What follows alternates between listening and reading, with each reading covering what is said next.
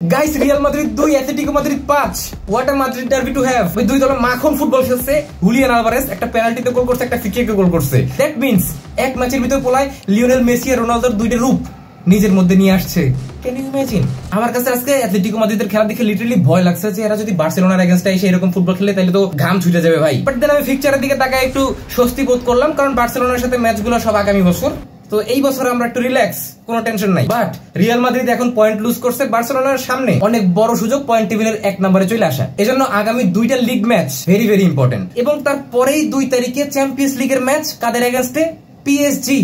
It's not gonna be very easy man. আর 3টা ম্যাচের ভিতরে কিন্তু গ্যাপ খুবই কম। এর মধ্যে মাথা ব্যথার কারণ হচ্ছে গিয়ে রিসেন্ট ইনজুরি আপডেটস। ইনজুরিতে কে কে আছে? গাভি যখন ইনজুরিতে পড়লো সবাই জানতে পারলাম যে গাভি 2-3 সপ্তাহের জন্য আউট হয়ে গেছে। এখন শুনতেছি সারে নাকি 5 সপ্তাহের জন্য আউট। এর মধ্যে গত ম্যাচে ব্লান্ডার কইরা হুয়ান গার্সিয়া মনে হয় একটু বেশি প্র্যাকটিস করতে গেছে, প্র্যাকটিস সেশনে গিয়ে নিজের ইনজুরি বাধায় ফেলছে। রাফিনারে গত ম্যাচে লাস্টের দিকে কেন উঠে ফেলা হয়েছে আমাদের সবার মনে একটা সন্দেহ ছিল, ক্লিয়ার হয়ে গেছে। তিনি 3 সপ্তাহের জন্য ইনজুরিতে পড়ে গেছেন। তার মানে বার্সেলোনার জন্য আগামী 2-3টা match is gonna be very very hard. আগামী ম্যাচটা জিততে হবে, যেটা দিয়ে পিএসজি এর এগেইনস্টে জেতার জন্য একটা কনফিডেন্স পাওয়া যাবে।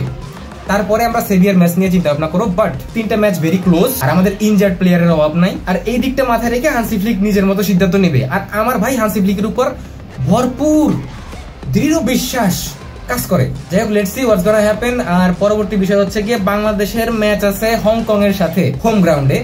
আমি চেষ্টা করব মাঠে গিয়ে উপস্থিত থাকার, আর যদি সেটা না পারি তাহলে আমি লাইভ স্ট্রিম করবো, ওয়াচ এবং আপনাদের সাথে বসে খেলা দেখবো। It's gonna be very fun. আর আমাদের কোচ আগামী 2টা ফিফা উইন্ডোর কথা মাথায় রাখা 27 সদস্যের একটা প্রাথমিক স্কোয়াড সাজাইছে। আমি বিস্তারিত স্কোয়াডের মানুষদের কথা বলবো না, আমি এখানে লিস্ট দিয়ে দিলাম, আপনারা মন ভইরে একটা একটা করে দেখতে পারেন অথবা থামাই লইতে পারেন। Okay, so this is it for today's video guys. Stay tune for more videos. Thank you so much for watching.